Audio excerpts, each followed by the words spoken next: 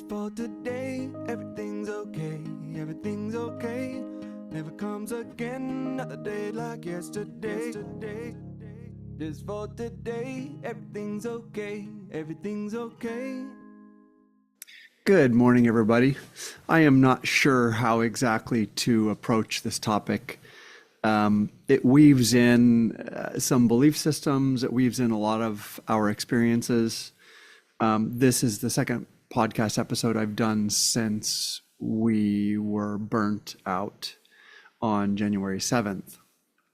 And we did manage to rescue a couple of important paperwork documents and our two cats.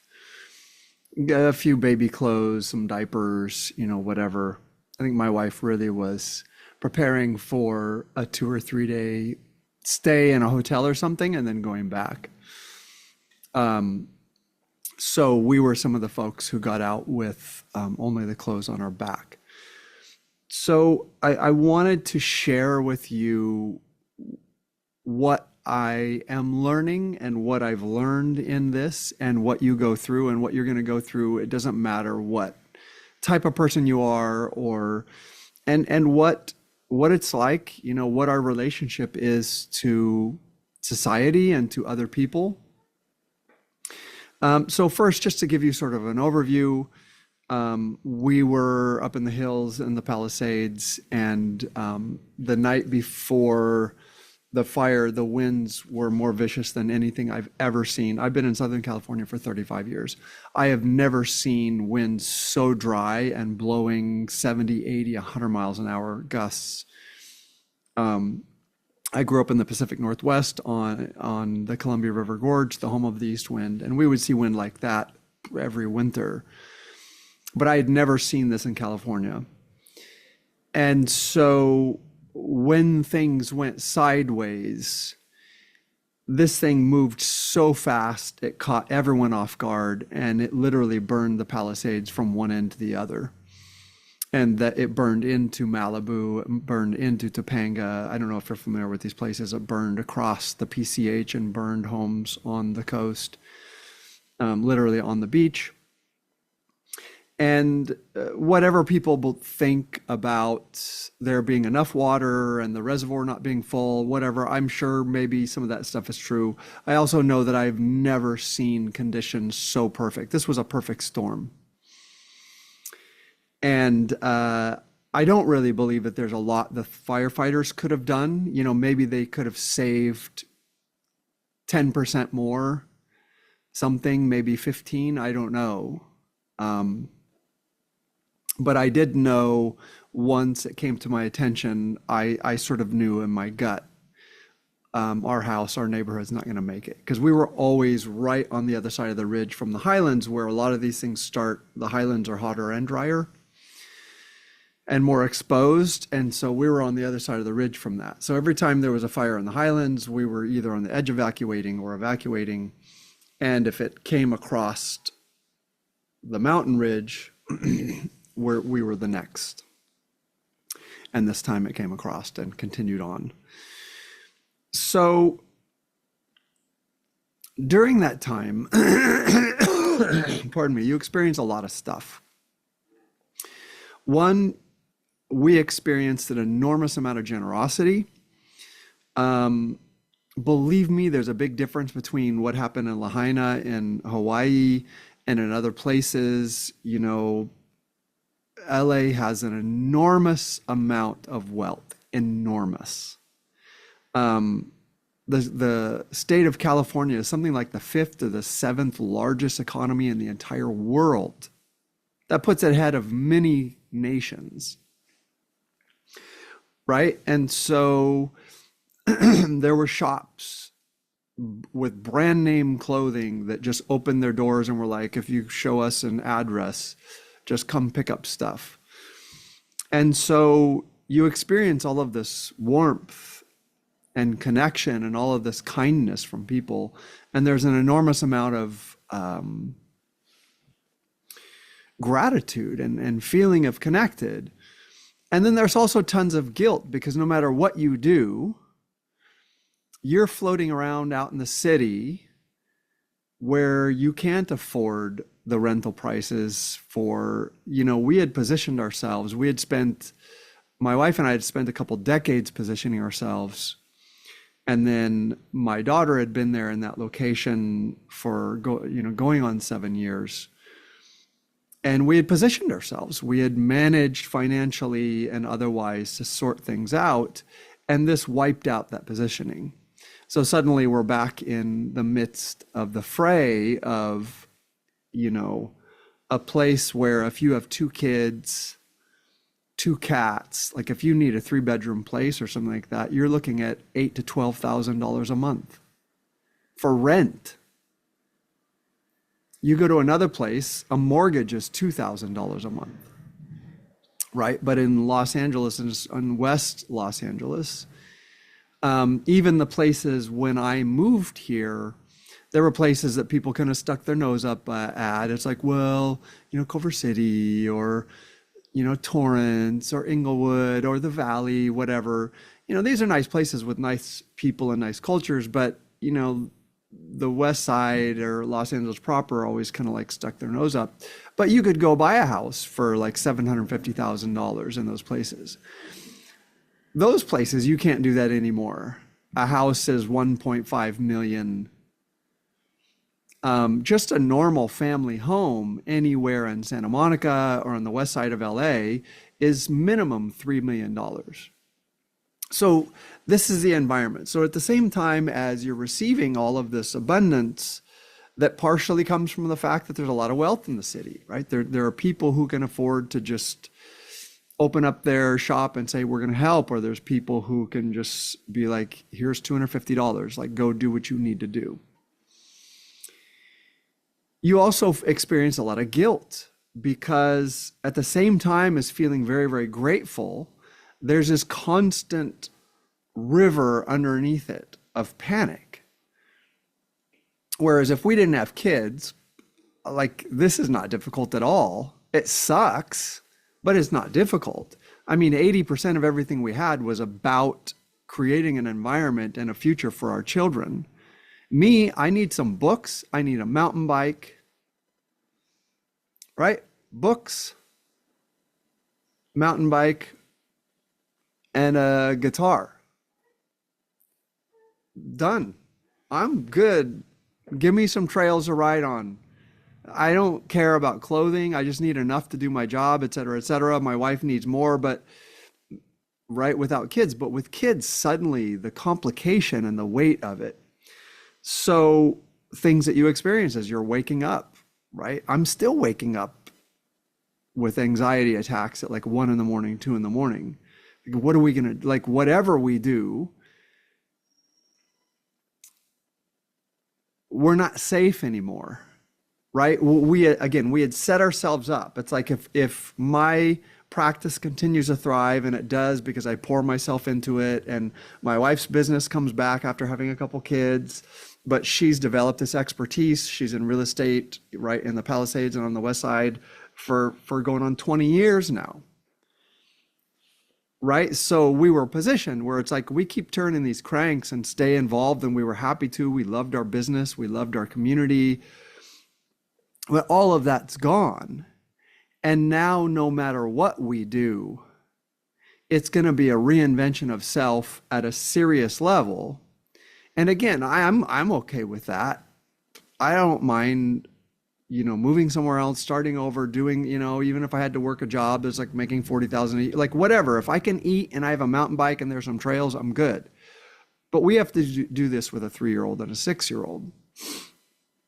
So underneath all of the gratitude and the connection and feeling lucky, feeling blessed, you also feel guilty because none of it stops this panic, this feeling of like, I have to reinvent this whole thing. And it's not enough to reinvent it. It's not like, oh, let me just go be a starving student for 3 years while I figure this out. I can't do that. I have a 3-year-old and a 6-year-old. They need to be in school. They need to have clothing. They need health insurance. They need bikes. They need parks to play at. They need summer programs, right? They need socialization. They need an environment in which they can operate. And I can't do that going, well, let me just start over. You know what? Let me start a different career, or let me restart my practice in an entirely new place. And if I make, $30,000, $40,000 a year after cost, that's okay. Like we'll be okay. I can't do that. Right. So then there's this panic underneath it all of like, what are we going to do? Like, right. We found a short-term rental and we're lucky. There are lots of people desperate to look. We found something affordable that isn't those prices that I was talking about. Now, of course, we're paying in severe limitation in space and also location, puts us on the road 2 hours a day. Okay, that sucks, but that's just part of the adventure, right? That sucks. But that doesn't solve the problem. We can't live there. We can't stay there. So we still have to figure out, where are we going to live? Where are we going to stay? So there's this anxiety, this panic that there's this problem underneath it all that has not and will not go away, right? Let's say you save enough money and we really tighten our belts for the next year and we go, okay, well, we're going to move to Oregon, or we're going to move to Colorado, or we're going to move to Orange, like whatever, all of these things that are on the table. None of that means that you're set up the way we were set up before, where we'd spent 20 years working our way into a position in a community in a certain level of income, et cetera, et cetera. Like all that's gone. Well, maybe we move to Colorado and then find that, wow, life is super, super hard and I'm not able to start a business, and you can't make the kind of money there that you make in Los Angeles, which is most certainly true. There is no better place on the face of the planet to be a therapist than in Los Angeles County. None. Maybe New York, maybe. Like here, everybody goes to therapy. Everybody. There is literally no end to the number of people seeking a good therapist. And if you pour yourself into it, you are going to have a practice and going to have a career. That doesn't exist other places. People are cobbling together work at an addiction clinic with a few, one-on-one clients at night, et cetera, right? It's not the same animal. And I don't know exactly what animal it is, but this is the point, is that suddenly you've received so much kindness. Everything and anything that people can give, they gave. And then you walk around feeling guilty all day because what you really want to know is, do I have a life? Do my kids have a life? Is there a place for them? Is it safe? Do they like the people? Can they make friends? Like all of these things that we had sorted out are now not sorted out. And all of it requires some psychological and emotional energy to navigate. But you've just gone through this experience for a month and a half that has literally drained you of all of your energy, right? You're just like a walking coma. And so, and I'll tail this off so that, it's not just a big sob fest about how hard it is. It is hard. It often feels impossibly hard, but it's not impossible because I'm here talking to you, right? So it's not impossibly hard. But in the midst of all of that, right, feeling the fear and the anxiety that's sort of there, knotting your stomach all the time, like, how do we reinvent this? How do I make sure that my kids are cared for, that they have what they need? All of that wherewithal was taken away, and that's not something someone can give you. That comes at the level of, like, what is going to happen? Is someone going to go, oh, there's a whole city full of people who need housing, but guess what, John? We're going to give you a house worth $3.8 million. We're going to give it to you. It's in the school district that you want your child in. All you have to do is pay the property tax. It's yours. Okay, that would solve the problem, but that's not how this works, right? That's not how any of this works. Like, nobody's going and taking homeless people on the street and going, you shouldn't be here. Let's sort this out. Let's get you a hotel, or let's get you a one-bedroom apartment, and we're going to just set you up for the next 20 years. We're going to put you in therapy and make sure that over the next 5-8 years, we heal whatever addictions, whatever mental health issues you have, so that you can begin working. We're going to sort this out for you. Nobody's doing that. We should be, but we're not. Nobody's doing that, right? Somehow that's not how it works. I'm not doing that. I am generous with unhoused folks, and I buy them food and sometimes give them a 20. But right, that's the same thing that we're experiencing, is people will give what they can while they're trying to keep their life up and running. But you have to get your life up and running. Right? So there comes a point at which the problem that you have to solve is not something that someone can really help you with, unless they happen to see an opportunity, or they're like, like a friend in Manhattan who's like, oh my God, this apartment just came over. This person just died in this apartment. Like, you have to go over there and talk to them right now and get into that apartment. It's an amazing price. Like, maybe someone can help you in that way. My wife and I were looking at a rental that's much closer. It would put us within 10 minutes of our kids' schools and, blah, blah, blah. And it's literally that situation where it's like, in order to get into that rental, it's like $6,700 a month. We can't do that. That's right. Not right. 6 months ago, we could have, if it was maintenance. Again, if you have all of your other problems solved and you have all the stuff that you own and you don't need to pour money into, like, are we going to have to move? Or we, like, right? 6 months ago, we could, but we can't do that now.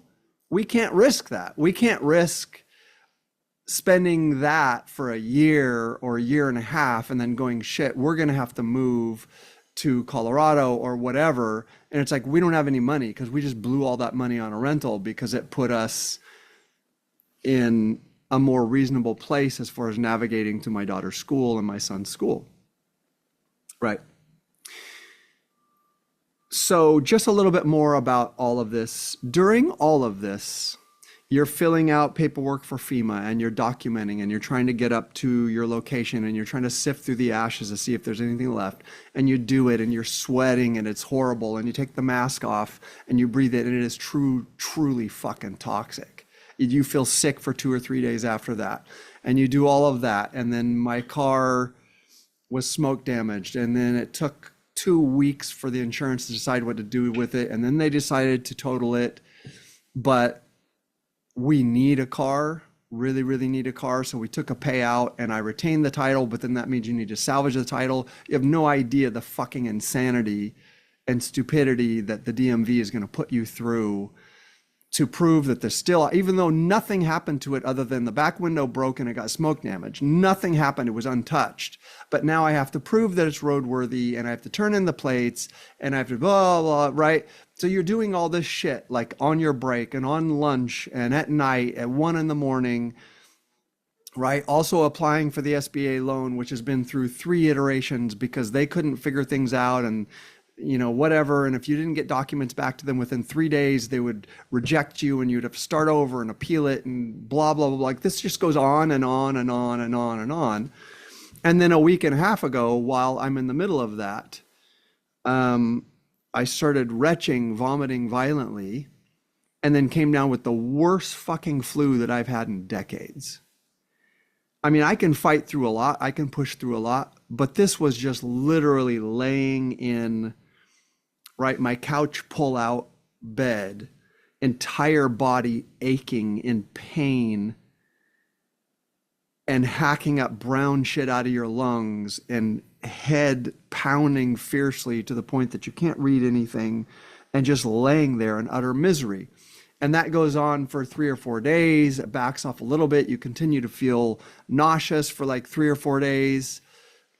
I got our family out of town. Then my son was sick. Now my wife is like, all this shit goes on and it just doesn't stop. So then I came back and I spent half the day getting my car arranged, filling out paperwork, printing the paperwork, right? We don't have a printer anymore. I don't have anywhere to print, finding a UPS store, going there, their email doesn't work. Finally, works. Finally, they print it up. Finally, I go to the DMV. I wait for an hour and a half, get into line. Of course, the DMV lady's an asshole. right?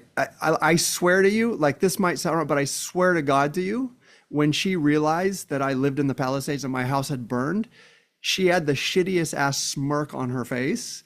Like, yeah, fuck you. Like some people are just assholes. So you deal with that while you're feeling sick and overwhelmed and miserable. And finally, she realized, oh, he has all of his paperwork lined up and whatever. And she looks in her system and she's like, oh, by the way, your insurance company hasn't filed the paperwork, so your title is not salvaged. Can't do anything.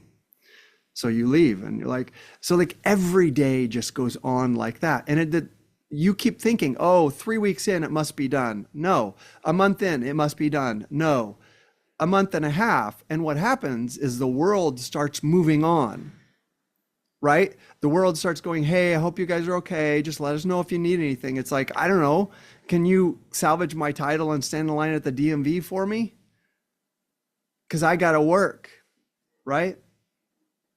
On Tuesday, I came into work and they turned off the electricity and I lost half of my income for that day. So if you start telling people like this, at some point they're gonna be like, well, you just can't just sit there and complain. Like if you get all negative, that's not gonna help anything. And they're right. But people have no fucking idea how relentless this is. Like nothing's solved. 3 weeks in, nothing's solved. We moved 4 times in like a week. And we just went to Orange County to check out a place that we're likely going to actually move to. And then like, it doesn't end. A month and a half, it's not ended. 2 months in, it's not ended. Right? In July, when our rental is up, it's not ended. The really serious, difficult problems haven't been solved. We don't know what's going to happen. Right? So, and then I'll transition into the more spiritual, sort of philosophical meaning of this. All of that goes on. And at some point, people are tired and we've been recipients of amazing generosity. People have done everything that they could. I think there are people who, if they could have given us a house, they would have done it. Right? They know we have a 3-year-old and a 6-year-old, and people are very, very sympathetic to our situation. We're not being ignored. And this is a problem that people can't solve for you, right? It happened to you. And so in a walking coma, exhausted, sick, trying to resource my wife trying to resource me, watching the other just out of survival of like, I can't afford for my wife to get pushed so far that she goes down for a week. She couldn't afford for me to go down for a week, even though I had to go down for 3 or 4 days. There was no way around it. And now she's fighting through it and trying to work her job and trying to, find us a rental that's closer to where we need to be, and trying to suss, she's in real estate, right? So she's trying to suss out, like, is it even possible for us to stay here? It's not likely, but. So you experience a lot of guilt because you've been a recipient of so much kindness and so much generosity. And at the same time, you're still walking around in a coma, completely overwhelmed, having little moments like when I was at the DMV, just suddenly just get hit by overwhelming grief and a feeling like I'm going to throw up. I'm right here in the DMV. I'm going to fucking throw up. And you can't predict it and you can't do anything about it. I'm a therapist. I know what's going on. Grief and a sudden catastrophic change and loss of my children's quality of life. And like, guys, the thing that hurts the most is all the time that I had with my kids is lost, right? I was talking to my daughter this morning and it was like, I miss my daughter so much. I miss my kids. Because every single day we would bathe them somewhere between 5:30 and 6 o'clock. And my kids are so cute. They would leap out of the tub and get dry. And we had a house where you could run through the hall, into the kitchen, through the dining room, into the living room, around behind the rock wall that separated the hall from the living room, and it was this whole circle. And they would be like, Dad, Dad, Nudie, Nudie, catch me, Nudie, Nudie, Dad. And we would spend half an hour, 45 minutes just running around and chasing. And I would reverse and hide behind the wall. And they would come around and go, rah, and they go, ah, and they'd turn around, they'd run the other way, right? We did this like 4 or 5 days a week. When I couldn't make it to the gym, I was still running and sprinting and playing 45 minutes a day. Right? And they would laugh and laugh, and I would laugh and laugh. And my son's 3, and he would be toddling and running, and sometimes he would get scared. And I would pick him up and I would run with him, and we would chase Sammy. She'd be like, Dad, Dad, Nudie, Nudie, running around in the nude, right? Okay, that's just one thing. All that shit's gone. That shit's gone. Where we are, there's no running around the house, nudie, nudie after the bath. It takes me over an hour just to get home. If I work to 5 or 6, I'm still not getting home until 7 o'clock, their bedtime. We get home, I put them in bed, I go to bed, I get up, we have this whole rush for like an hour and a half to get them up and out, and that's it. That's all there is. On my days off, I used to, every single time, I would pick them up from school, I would take them to a park, and we would go to Will Rogers, and we would go, well, right, and we would take them bike riding, or we would go on a play date. That doesn't exist. I'm at the DMV on my day off, or I'm like making phone call after phone call after phone call and navigating the SBA, or navigating like, are we going to be able to live here, or researching like, what's the job market like in Denver, Colorado? Like, none of that shit's happening. So all that shit went away, all of it, all the time with my children. So then what happens? They're not getting that quality time with their parents. They're dealing with this, so they start having behavioral and emotional issues. So suddenly, not only are you trying to navigate all this stuff, but you're trying to navigate it while your kids are having emotional issues, and they're feeling sad, and they're feeling clingy, and they're acting out, and they're fighting, and you're having to manage that, right? That's dragging your attention to them. But you can't solve it with like, all right, kids, let's pack it up and let's go to the park. Well, there isn't one. There's one with a bunch of like oil derricks around it. There's nothing but concrete and sidewalks and, you know, whatever. This is not what I choose for my kids. So all that shit goes away. Okay. It is what it is, right? Nobody did this to us. This happened. Here's what's interesting. When there are catastrophes that a lot of people live through, the human race is not very aware of what things are for people. The human race is so full of platitudes, well meant. You know, where we're barely just developing an awareness of what things do to people mentally. If someone's molested or raped when they're a child, people have no fucking idea that that person is going to spend decades upon decades upon decades putting themselves back together and dealing with what their body does in response to the fact that that happened. People do, like the human race is not aware of that. They're not even aware when it happens to them. They're not even aware of why they behave the way they behave, or why they have issues in relationships, or why, like, that's what therapists do. Therapists, it's a weird job being a therapist, because 99% of what you do is just explaining people's own shit to themselves and going, this is normal. Like, how else would you think you would respond to this? This isn't like a mental health issue and there's this psychological diagnosis. This is bullshit. Most of that's bullshit. Most of it is just people have no fucking idea how the human organism and how the body will respond to these things, right? So the human race is barely at the infancy of understanding our own experience of the misery and the suffering and the trauma and the cruelty and the disconnection and the detachment. We're only at the infancy of realizing that these things have an impact. And people spend a lot of money to therapists just to have a therapist explain to them, you're just experiencing something normal. There's nothing wrong with you. This is what happens when these kinds of things happen to people, is we have these emotions, we have these mental health experiences, and we have nightmares, and we wake up with anxiety in the middle. Like, that's right. The human race is still at the thing where like it's biological. Fuck you. No, it's not. No, it's not. We're only at the infancy of understanding that we internalize what we experience, and it does things to our nervous systems, and we pay therapists a lot of money to explain to us, yeah, that's what happens. It's normal. There's nothing wrong with you. You don't deserve to have to go to therapy to sort this out.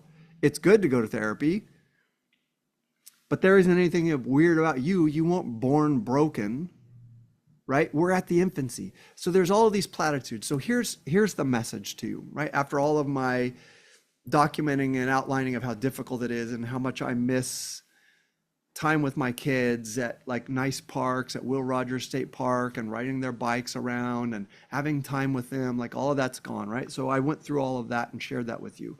And I'm heartbroken about it. I'm heartbroken about it.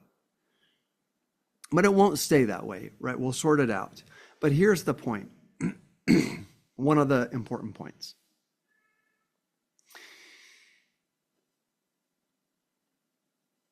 When people go through difficult experiences, especially when it's shared as a culture, we're full of platitudes, and there's experts like myself, therapists, who are going to give you checklists and go, well, you're going to see people go through this anger, they're going to go through grief. They go, okay, I don't want to piss on that.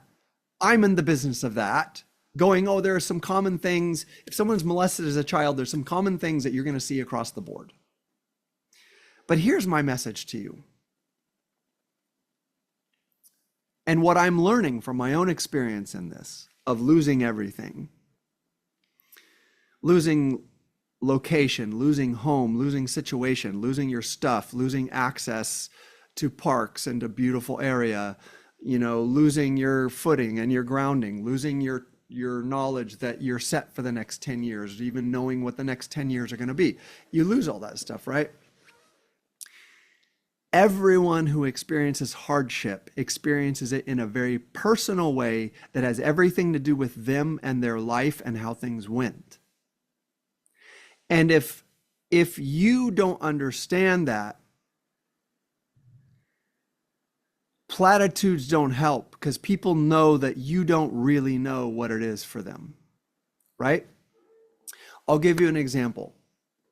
Like, this is where therapists are attempting to raise the consciousness, raise awareness of what things mean, that the kinds of questions we ask and the time that we spend doing history and exploring people's experiences is not because it's like, oh, yeah, because we're so sympathetic. And it's like, yeah, I would hope that we are. But the reason we do that is because we know that what that person experiences and how they mourn and how they grieve and what their anger is and how they struggle with has everything to do with their personal experience. So I'll give you a concrete example. If you take someone who had a beautiful relationship to their father, and they're, say, 38 years old, and their father unexpectedly dies of a heart attack, there's platitudes. This person's going to go through the stages of grief. There's going to be anger. There's going to be denial. There's going to be struggle. It's going to be very physical. Sometimes they're going to feel totally exhausted. They're going to feel overwhelmed. Life is going to feel meaningless. Their brain is going to just ruminate and just sit there and spin on thoughts and memories and what could I have done and what if this and what if that? Why did it have to happen? Why can't they just come back? All of that shit, those platitudes are real. Okay, but there's one person having that experience. Let's say there's another person who had an experience with a father who was very, very difficult, verbally abusive. And every once in a great while would have a moment of grace where they were kind of kind to their son or their daughter. And so their son and their daughter felt very abused, very hurt, very separated from their father. But there was always this little spark of hope that he might wake up one day and realize, wow, I've really treated you like shit and I'm sorry. Because they can see that he's in there. And then he drops dead. Do you think that those two people are going to have the same experience of grief and loss of their father? They're not. It's not the same. And when I say that, I don't mean one is harder than the other. You can't compare trauma and loss. That's not what I mean. What I mean is, if you really wanted to understand what each person is going through, you have to fucking know what this thing is for them, based on their life and their childhood and their experiences, right? Not to get racial or political, but white people in this country have really struggled with this with black people in this country, because we have kept trying to take our experience of this society and to go, well, why in the fuck are you complaining so much? What, that's your problem, is you complain and then you piss us off and then maybe we do treat you badly, blah, blah, blah. And it's like, no, they're having a completely different experience that's completely personal to them, that has a lot to do with how we treated them. And then when we evaluate, when we put ourselves in a position to evaluate how Black people feel and operate in this country, all we do is take how we feel and operate and what our relationship is to this country and go, well, I don't know what your problem is. It's fine for me. Well, that's some stupid narcissistic bullshit. But let me back out of that, because I don't want to make it about, race or whatever, and come back. This is about human beings in general. We are at the infancy of understanding that you cannot truly be supportive for other people if you don't understand that what they're experiencing is personal, based on their entire life, based on everything they experienced, based on childhood trauma, based on things that they got, based on things that they didn't get, right? So that person who had a wonderful relationship with his or her father is going to go through terrible grief and struggle. But it is not going to be the same thing as a person who had a terrible relationship with their father with glimpses of hope, because they're going to go through grief and loss. It's not going to be as intense because they didn't have the good things, but they're also going to grieve intensely the loss of hope that their father ever would turn into a genuinely decent and connected father. It's going to be a different animal, and you can't really pardon me, you can't really soothe or empathize or support that person if you don't understand what that loss is for them in the context of their life, right? So I'll share with you one of the learnings. So this loss, I watch some people who are losing. There are some people who lose who have 20, 30 million at their disposal. It's not the same animal. They're grieving different things. They're struggling with different things. Their fears are different, right? Somebody else loses and they're fucked, right? There are people during COVID, when that shit happened, the number of homeless exploded. Believe me, those were not all just addicts and people with mental health issues. Those were people who were just kind of riding along the edge of lower middle class, and it destroyed them, and suddenly they're homeless. Right? So the financial situation, your past emotional situation, your relationship to your parents, your relationship to your family, your relationship to community, your relationship to your own job, whether you have a job that can survive this, like all of it, what a tragedy is for a person has everything to do with who they are and what their life is. And if you want to support them, you have to know and understand what that is. You can't just go, well, it's going to be hard, and people lose a sense of place, and there's going to be a lot of grief and probably some anger. Okay, that's great, but you're at the infancy of understanding what it is to relate to people who are struggling or suffering, because the way they struggle and suffer is entirely personal every single time for every single person. And the people who have a few more resources are the kind of people who are always like, well, if you had a more positive attitude with it, no, fuck you. You say that because you have a different situation.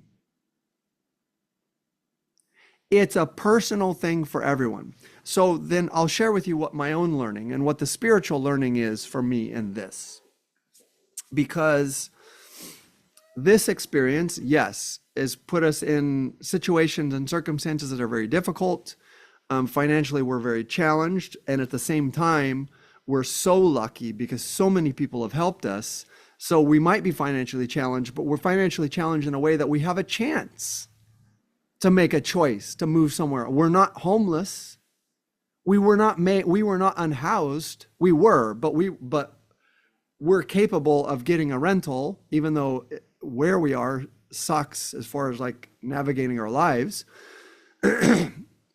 And if we have to move somewhere else because Los Angeles is no longer financially viable, we have the wherewithal to do that, right? So this is personal, and there are people who don't have that as a possibility.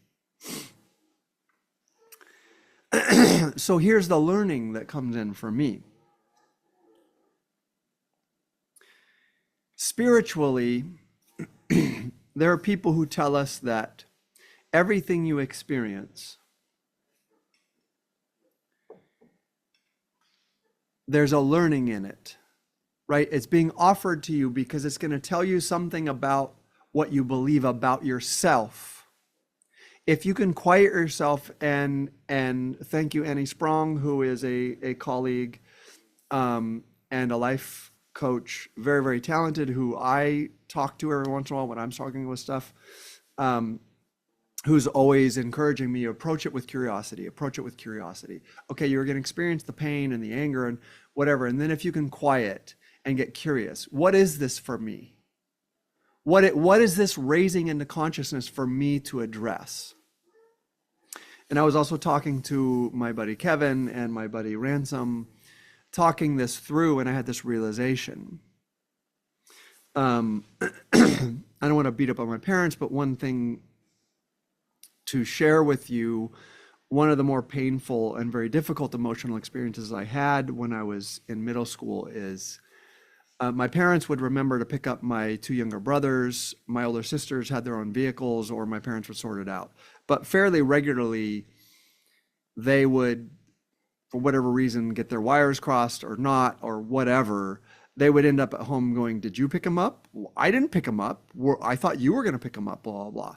It was a fairly regular occurrence that I would get out of football practice and sit there and wait for an hour and a half, and nobody would come, right? This was an extremely painful experience for me for a couple of years until they let me start driving by the time I was like 14 or 15. So that problem got solved. It was an extremely painful experience. One in which I had very specific emotional responses. I was already convinced that my parents didn't give a shit about me. I was a middle child. There was no, like, if I had needs, it was meaningless, right? They would take care of my brothers and sisters, but somehow it was an extreme experience of being the middle child, which is nothing that ever happened that anyone ever noticed. And so my entire childhood, I had this feeling of like, yeah, I know you don't like me or want me around. Like, you certainly don't want to have to deal with me. Well, my parents were very religious and very moral. So I had developed this attitude of like, hey, you don't have to like me, but if you're going to apply the level of morality and justice to me, and if I'm going to get, the only time you pay attention is when I'm really in trouble for something that you feel morally outraged, then how about you show the fuck up with some justice and just fucking come pick me up and show up. Not because you like me and not because you give a shit, but because it's your fucking job, right? So I had this feeling, sitting on the curb outside. I would even go around the corner because my football coach couldn't leave until all his players were picked up. And I felt really bad because he was always going, "John, you need to make a phone call." And I'd be like, "No, my parents, they're coming." On occasion, 2 or 3 times, I just started walking. I would be like a mile or 2 miles down the road when they would finally figure out, oh, nobody picked him up.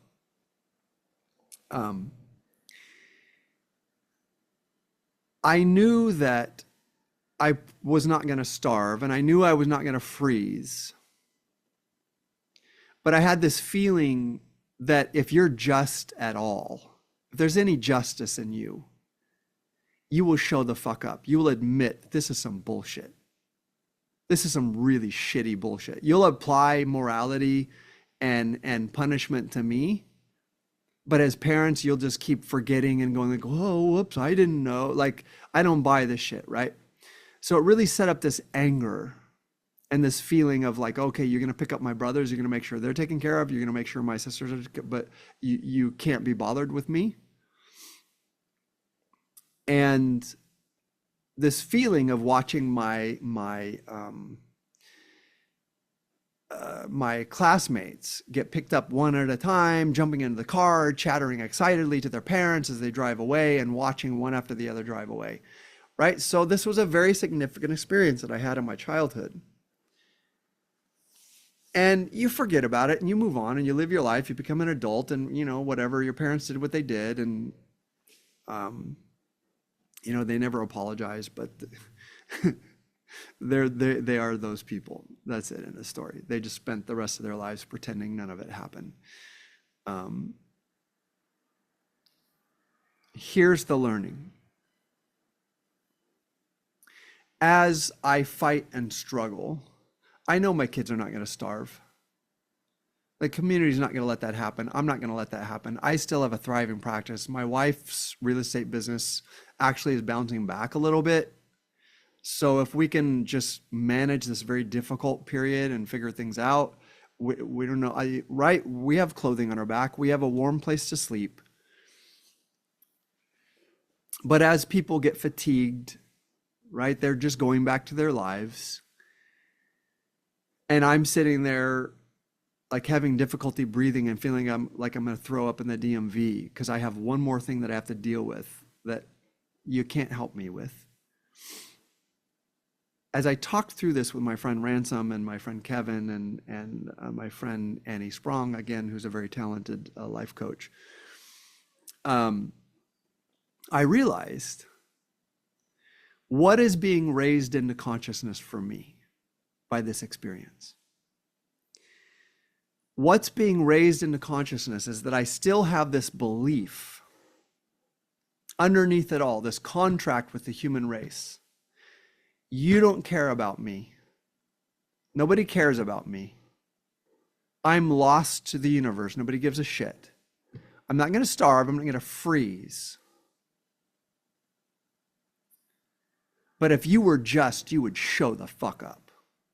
If you had any justice and decency, if you're going to tell me how to be a good and moral person, and I'm going to tax myself at my deepest level, which I have done my entire life, paid my taxes, fill out my paperwork. I am honest when nobody's looking. I've been this way my entire life. I am honest when nobody's looking, and I do it as a fuck you to the universe because I'm a good person. Fuck you. I'm a good person. Whether you're looking or you're not looking, I'm a fucking good person, right? But the contract really comes from a traumatized childhood belief about me.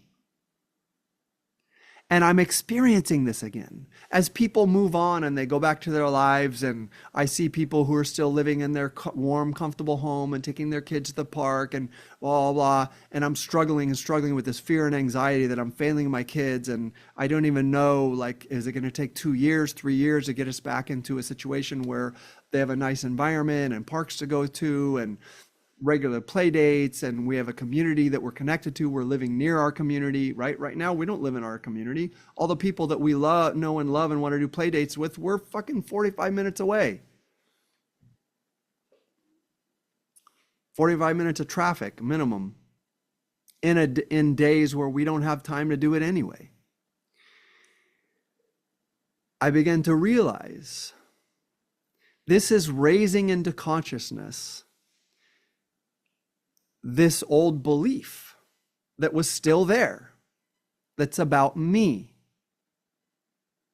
It's not about the world. It's not about fires. It's not about whether people are generous or not. It's not about whether people care or not. It's not about whether the DMV person was a fucking asshole who didn't give a shit that my house burnt down and was not going to be nice to me, right? It's not about that. That's neutral. That doesn't mean anything.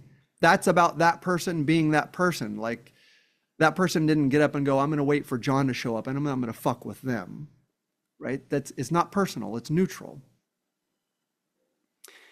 this raises into consciousness that I've spent my entire life operating on this paradigm.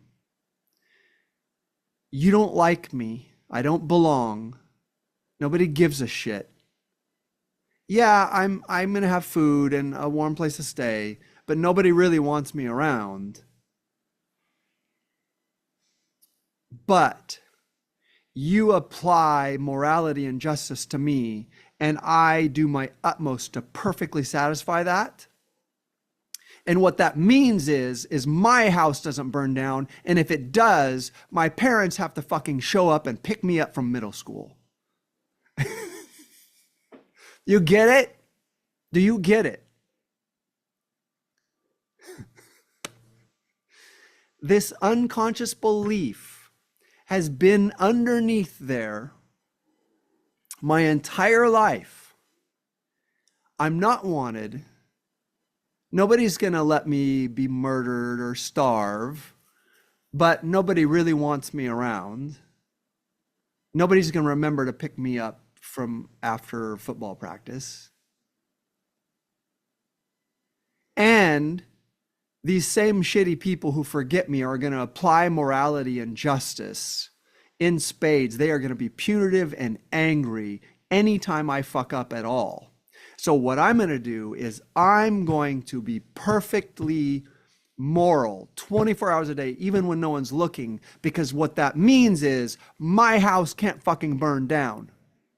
And if it does burn down, then my parents better goddamn show up at fucking middle school and pick me up. Do you see it? Do you see it? Okay, you can sit here and go, oh my God, John's a therapist, blah, blah. Hey, motherfuckers, this is true for everybody. Not my version, but everybody has a complex meaning and beliefs about them that are buried and unconscious that they walk around with 24 hours a day, and it shapes everything they do, and it shapes how they experience everything, and it shapes how they relate to everything, and it shapes whether they love or they don't love, whether they have nice romantic relationships or whether they don't, whether they end up in jail, whether they end up with addictions. All of this shit comes from, no, there are situations and circumstances, right? I didn't burn my house down, like shit happens. But what I'm saying is every situation and circumstance offers an opportunity to raise into consciousness these beliefs we have about ourselves that we walk around with that define everything and either ruin everything and make it miserable or can make it beautiful. It either ruins everything and makes everything miserable, or it can make it beautiful. Okay, do you get it? This isn't about being a therapist or a philosopher or blah, blah, blah. We are in the infancy of understanding the human condition.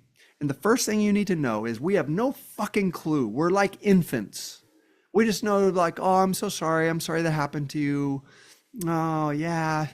Hey, that's great. That's beautiful. If that's where we're at, that's okay. But what you need to understand is every person who goes through loss, grief, trauma, horror is going to have an experience that is entirely specific and individual and personal to them.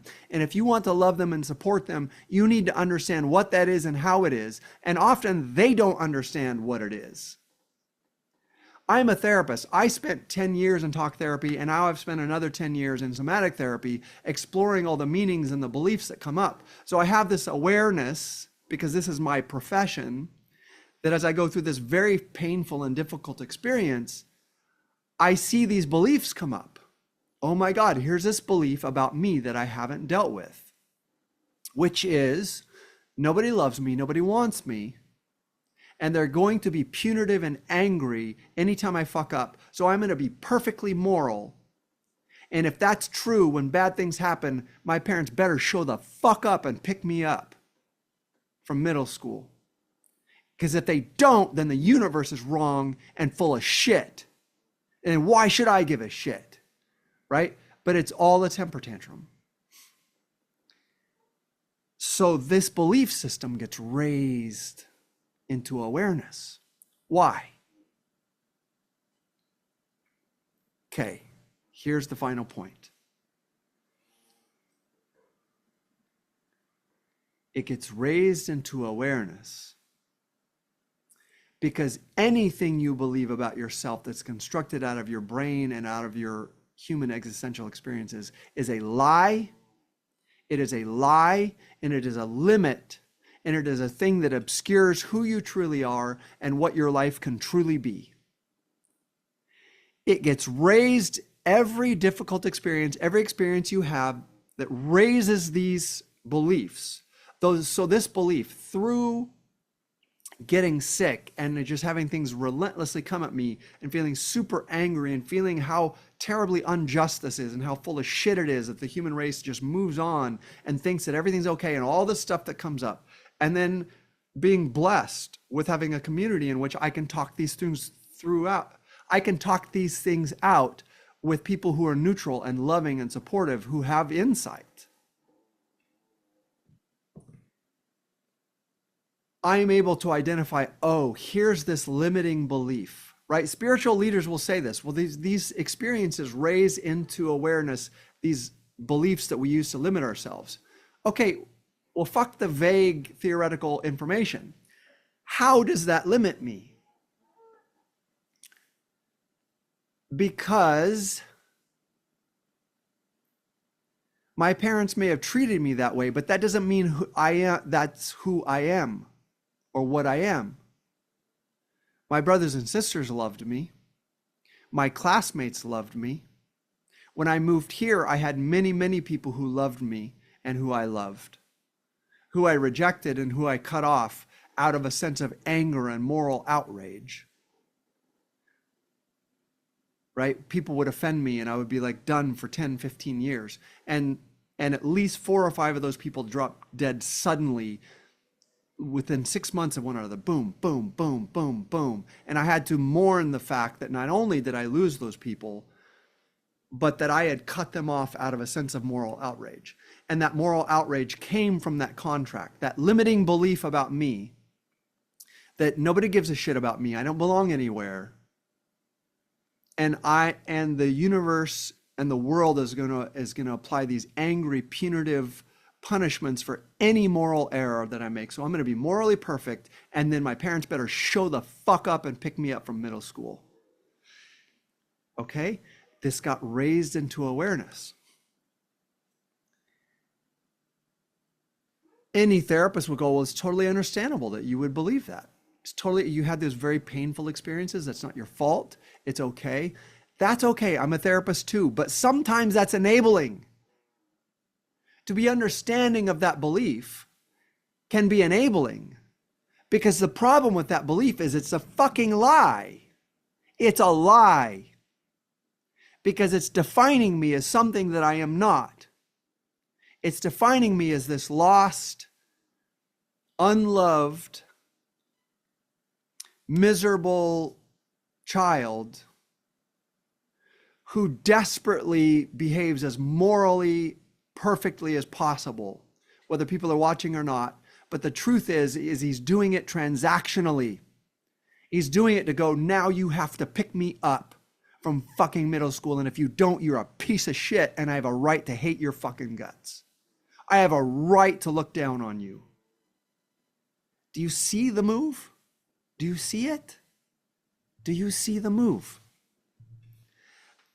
Okay, so you could see that that's a bullshit belief, and it was unconscious, and it's in there. But we all believe shit, and we all go around justifying the fact that we believe shit. And I've spent half a century believing that, until I'm finally raising it into awareness. Okay, if that's not what I am, if I'm not this lost little person who's living out this contract with reality that's a lie, that's a bullshit belief, what am I? What I am is being obscured. What's important is not the pain and suffering and loss, is not whether you solve the problems or not. It's not whether you feel sad or grief or anger. Yeah, I'm feeling all that fucking all the time. This is hard. This is the hardest thing I've ever gone through in my entire life. And I had a very difficult childhood. What's the point? Okay, so you identified the belief and you go, okay, I get it, it's bullshit. What's the point of removing the limiting belief? Why? Everybody has them, they're all operating with them, because you cannot know who and what you are. As long as you use that limiting belief and you wrap it around yourself and you go, this is my contract with reality, this is my relationship with reality. My relationship with reality is based on this delusional limit about who and what I am. I'm a lost little boy that no one loves. That's who and what I am. Well, that's a delusion. That's a lie. That's a lie. Okay, so what's true? What's the point in fighting through this deluding belief, this limiting belief? Because who and what I am and who and what you are is a conscious being with the capability of raising these limits into awareness to look at them and go, this is bullshit. This is not what I am. This is a lie. This is not what I am. And for each person, it will be very personal to you. It will be very personal. You cannot use platitudes. It will be very personal. Your limiting beliefs will be very, very personal to your personality, your biology, your upbringing, how you make sense of things, right? Just as mine is very personal to me. But you raise it into awareness so that you can let go of it, so that you can know yourself. What am I? What are you? I am a conscious, sentient being, and I am loved by many, many, many conscious, sentient beings. And I am connected to many, many conscious, sentient beings. And that love and connection cannot be destroyed by anything.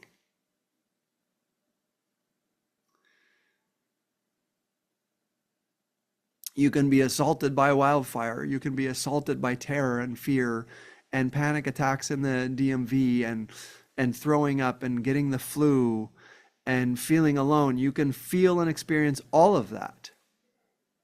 And you cannot destroy the fact that you are a conscious, sentient being. You are conscious awareness. I am conscious awareness. And you are loved and I am loved. You are love and I am love. And that cannot be destroyed by any situation or circumstance. Thank you, Ransom, for that phrase. Situations and circumstances. I am loved.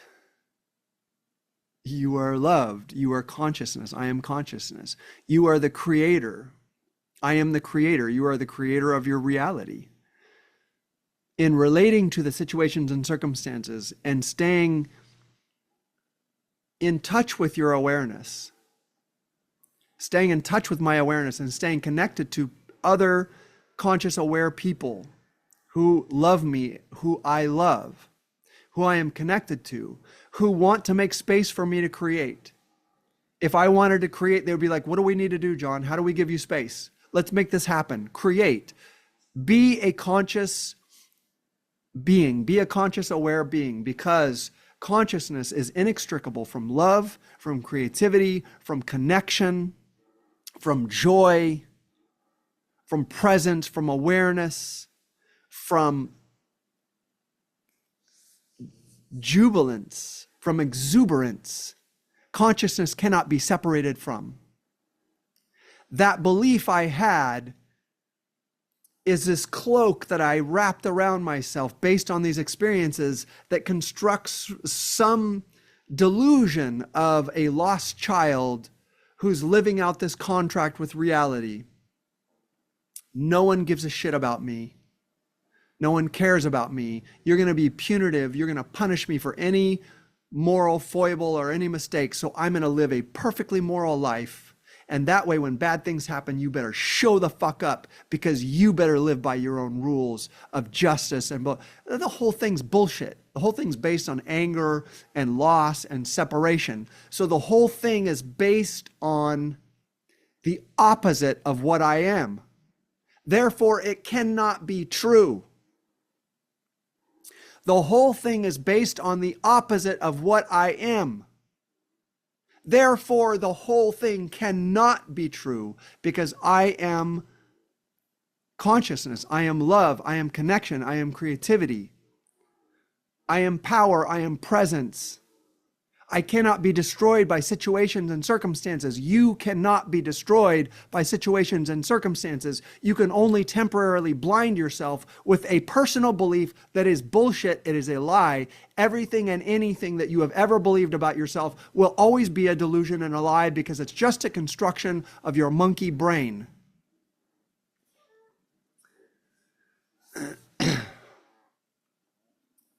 That's the point. Through this painful experience, I shared with you all the misery and the fear and the suffering, and I didn't even begin to go into all of it, right? But it doesn't matter. And I shared with you that point number 2 is we're in the infancy of human beings understanding. You can't just have platitudes. You can't have a therapist checklist of this is what this person is going to experience. What they experience is going to be entirely personal to them. And if you want to love them and care for them, you need to understand what their childhood was, what their life was, what kind of personality they are, how they make meaning of things, and the unconscious buried beliefs that they have about themselves. And you need to understand that the experiences they have offer them, the experiences I have offer me an opportunity to raise into conscious awareness these limiting beliefs, these beliefs about myself that are a lie because they are the opposite of what I am. And in the end, the function of that lie is not to abuse you. It is to show you. When you wrap a lie around yourself, you feel cold, you feel scared, you feel sick. You feel lost, you feel alone because you've wrapped a lie around you. Let go of the lie and meet yourself. I am consciousness, I am joy, I am love, I am loved, I am loving, I am creative, I am created, I am the creator. I am conscious awareness, I am cared for, I am loved by a power and a consciousness beyond anything and all that this is. Whatever this is, the mess is merely an opportunity to raise into consciousness the lies that we wrap around ourselves so that we can go, oh my God, it's cold and lonely. Okay, that's not to punish you and hurt you. That's so you can go, oh, well, I don't want to be cold and lonely anymore. Take it off. Take it off. Take it off.